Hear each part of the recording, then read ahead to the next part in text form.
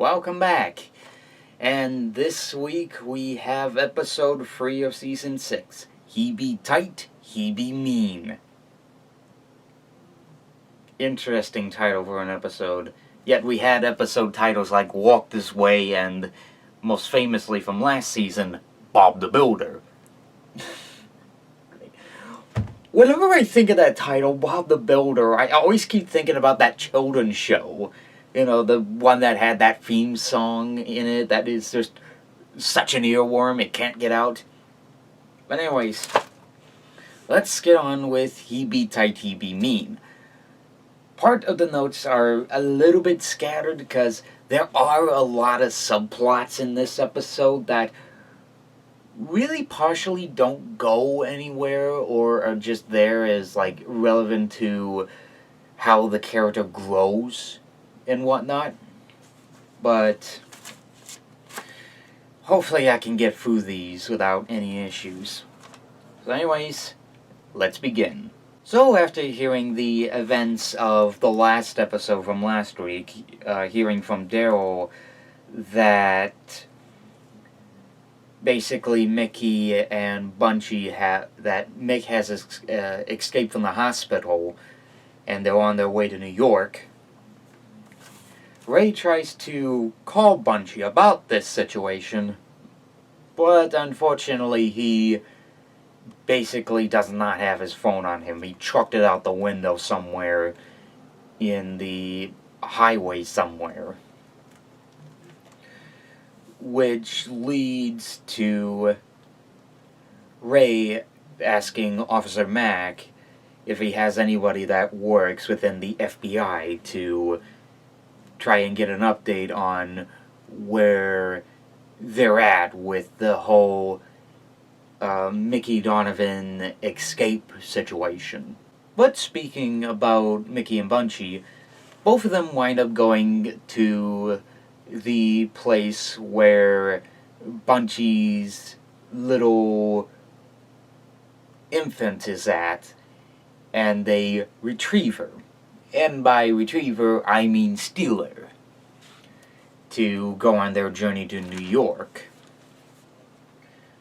But anyways, Ray winds up returning to Novak about the whole ordeal with her phone, especially after the guy with the sexual situation. The evidence is gone off the phone. There's a hidden security camera within the TV, or at least the hotel room that they're staying at, so it'll be interesting to see where that'll go from there. But yeah, basically Novak has her phone back and basically winds up sort of getting Lena, one of his private investigators and assistants, to reside within New York to help him with certain cases. Now, it's always very fun to at least see Lena from time to time. Sure, we don't have the other guy since he died, or at least he departed for another country in the last season, I don't know. But at least Lena is still there to help out Ray with his problems. But anyway, after finding out about Bunchy not answering his phone, he decides to basically go to the boxing gym where Terry is at, and basically trains himself to get back into shape. And this leads to probably one of the few best montages that the show has produced thus far. Like, probably the editing of the montage works really, really well, not only with colliding with Ray getting his muscles back, but also with Mickey traveling across the country to try and get revenge on Ray for what he did by sending Mickey to jail during the last season. But we also wind up seeing him as he gets back into shape. The thing is with, of course, the past 2 episodes, not counting the third one since he actually gets back to shape with this one, but in the last 2 episodes, in few months that have passed in Showtime, he actually has not exercised that much, especially after the whole ordeal that happened during the last season. And with him being out of shape, I think it'd be fitting that he exercise and get his strength back to try and be the flexible, muscle-packed fixer that he's known for. And the music that they picked for this montage, now, this song I'm not very familiar with, and actually this is my first time hearing it, but the song is called NY New York, State of Mind, nothing to do with Billy Joel, but the song is by Nas. Like, N-A-S, that's literally what the artist is called, Nas. But the montage works very well, and it definitely shows with each heart-beating moment. It works very well to its extent, and probably one of my new favorite Ray Donovan moments. It still can't beat the cool crane shot that we see at the end of Staten Island Part 2, but we at least get something great out of this. Probably be in the list of best Ray Donovan moments for all I know. Well, anyways, Mickey winds up heading to his mother's place, or relative's place, or I don't know how it's addressed, but I think we could safely say that, let's screw the mother portion, let's just call her Sandy. Because, well, that's her name in the show. In fact, it's there in the cast credits, so we'll just call her Sandy for now, since I don't know what the connection is, whether or not he's Mickey's mother, or if it's one of his sisters, or anything like that. But anyways, they wind up going to Mickey's relative's place, as that becomes their new hideout. Especially since they are now fugitives on the run, with Mickey busted out of the hospital, and of course Bunchy being responsible for 2 crimes he committed: murdering an officer with a blunt use of weapon, a hammer, and of course stealing his young daughter, especially after custody ordeal has happened. But we'll see what happens. So anywho, it turns out that the production of the film Mr. Lucky is being filmed in New York. As he arrives on the set, he winds up with the task of looking after one of the actors that's playing Mr. Lucky, Jay. And of course filling his needs. But it looked like from there, it's not going to be easy, because it seems like he's a very, very, very picky person. But there's like one moment where he's trying to get into character, and he's just like, "This big-ass military machine gun wouldn't work for me. Give me an Uzi, damn it! Give me an Uzi!"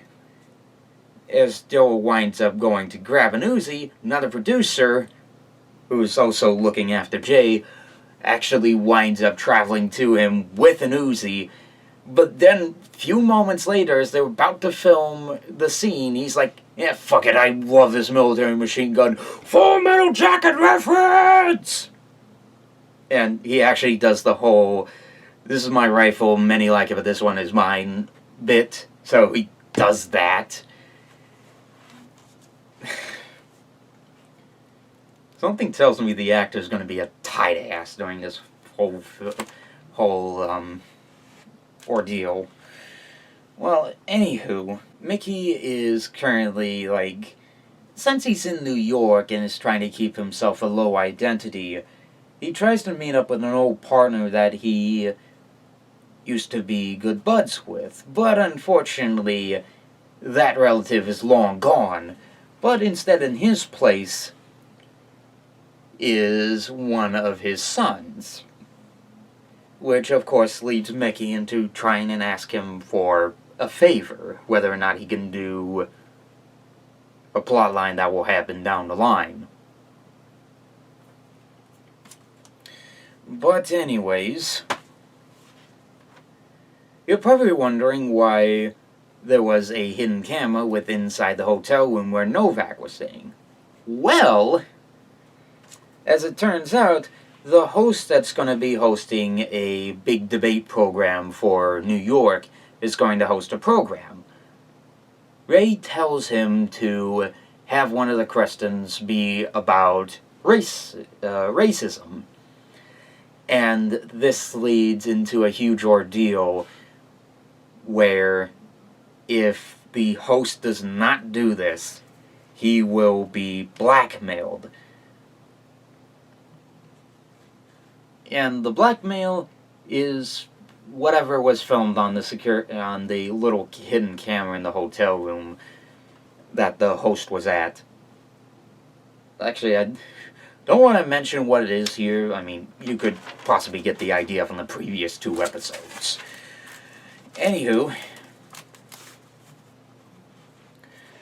so now that both Mickey and Bunchy and his little kid are now trying to stay low and undercover, that means they have to now assume fake identities. Which kinda is where Sandy goes into this ordeal. She winds up giving Bunchy the treatment of disguising him as a priest. Now we know for the most part that from the previous seasons, 2, 3 or something like that, Ray has had, the Donovan family and who not, has had a little bit, at least that's what I could gather, has had a bit of a problem with priests. Actually, if you want to know the whole situation, just go watch Spotlight. Sure, it might have won only 2 Oscars, but it's best to know what that whole story is that I don't want to talk about here that's explained in that film. So, definitely go see Spotlight for that. Whew. So anywho, the debate winds up going on as we wind up seeing the race subject being pulled up by the host of the debate program. Because, again, he has to do that, otherwise he'll be blackmailed by Ray. And what happens during that process is, while the other senator that wants to try and run for mayor is trying to answer one guy's question, it turns out that Novak winds up standing in because of the recent stuff that's happened in the 2-parters for Staten Island. There has to be a way that Novak can get off the ground so she can be mayor of New York City. Which, of course, this whole subject, the whole debate that goes on, goes in Novak's favor. Which, in the end, winds up saving the host's life, but also a guy that has to hide from the country for a little while he hosted himself a video of some kind that got posted all over the local news and possibly social media. So, that's fun. Anyways, in the bar, Novak thanks Ray for the help as she winds up offering Bridge to help out with the campaign. which I forgot to mention Bridge. So, sort of after the events, we wind up seeing Bridge as she has to take some extra courses from the other things that she has missed out on. Because with the whole ordeal that she went through during the past season, especially with Smitty, it's a big guarantee that she has to make up for all this stuff that she missed. Especially with all the heartbreaking moments of last season. But this is where things start to get really, really interesting.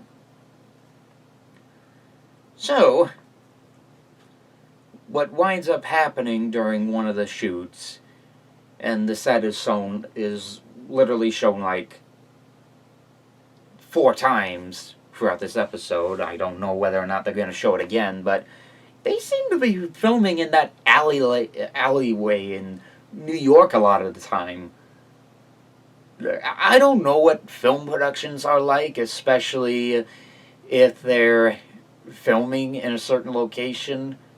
I mean, they'd have to take a couple of takes, sure, but they'd have to at least move some other direction instead of keeping it in this one single tunnel. Unless you're the Blues Brothers and you're causing possibly the biggest car wreck you could ever imagine, then I could see why they've been down there for long. So while all that's going on, tensions get high with Daryl on the set as he's constantly getting screwed over by the actor that's playing Mr. Lucky, as well as the other producer that's given him like huge amounts of cocaine and drugs just so he can get into character, which of course gets Daryl a little bit ticked off as he winds up throwing the drugs down the drain or in a porta potty or whatever it is that he does. But all that changes later on. Then of course this is where another side plot happens. So possibly my theory is we may or may not see Officer Mack in more of the other episodes, but it's probably Officer Mack is going to be mostly like a side help. Like if Ray needs something from the police department or help from one of the FBI agents that Officer Mack knows about. Like, he may come into those little side plots, but I don't know whether or not there's actually going to be more out of him. But what winds up happening is, while Officer Mack is going to celebrate his son's birthday, it turns out that his wife, who's going out with another man, winds up actually taking his son over for another certain event, which of course ticks him off to no extent. Which, as he goes to the bar that we've seen in Staten Island Part 1, he winds up getting the stuffing beat out of him by the other authorities. Which, seeing as how Ray's fit again, it winds up, of course, traveling over to that said bar where both Ray and Officer Mack winded up getting beaten up, as Ray comes back for revenge and basically just bats them all into a certain amount of injury. Which Ray, of course, takes Officer Mack home. And that's where one of the side plots comes in.